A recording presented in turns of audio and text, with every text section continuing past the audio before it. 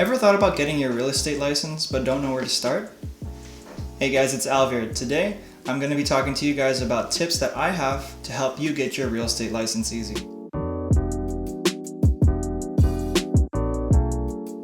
Now, getting your real estate license is no easy task. There's a lot of modules, different topics in real estate that you're going to have to understand and know and master in order for you to pass these exams, because they're very rigorous, I gotta say. And this is coming from somebody that graduated university, right? And a business program as well. And I still found these courses in my real estate licensing to be quite challenging. So it's important if someone like me is finding some difficulty in that also for you guys, get prepared and get ready, because it's the storm's coming.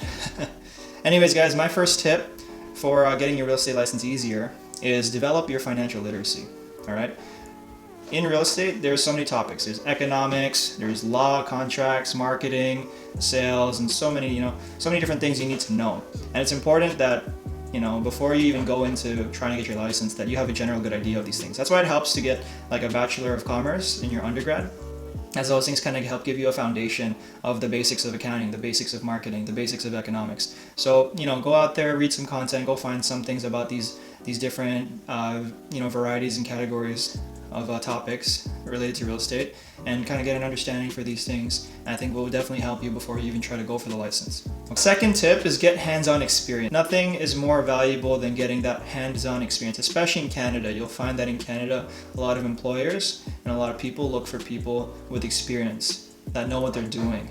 So it's really important that if you're going for your license, you can also get some hands-on experience, right? For me, I used to work at a RE/MAX. I used to work at a property management company. I even had a short stint at a mortgage company and in some condo teams. So I got a good idea of the industry, different aspects of it before I even went for my license. And these kind of really help me get a good understanding of what I'm getting myself into. And at the same time, gives me a fresh perspective on the content that I'm actually, being examined on. Number 3 is have good study habits. So at the end of the day, if you're going to go for your license, you're going to be going through a lot of different courses.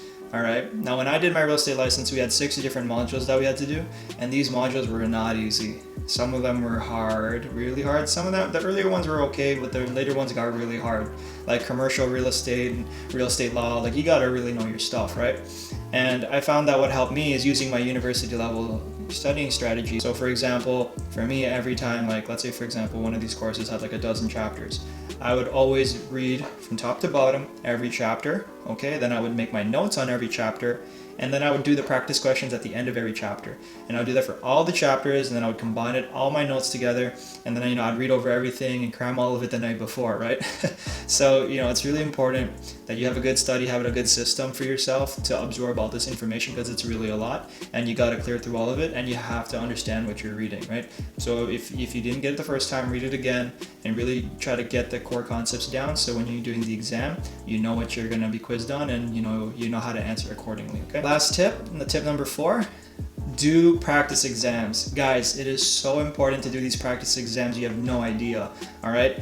Often people are like, oh, I'm just going to study the textbook and then I'm going to go in. And then most times they fail, right? There's actually a pretty high failure rate. A really big tip I got to recommend for you is do practice exams, particularly this software. It's called Passit. Now, Passit is, I'm not sponsored. This video is not sponsored by Passit. I wish it was, but it's highly recommended.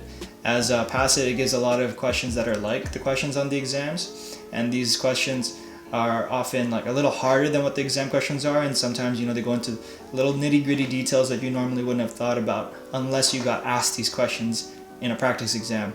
So I think it's super big to do practice exams, do the questions. Like for me, every chapter I would do 10-25 questions on Passit about each chapter until I felt like, oh, I got a high pass rate and I have a strong confidence that I understand the core concepts.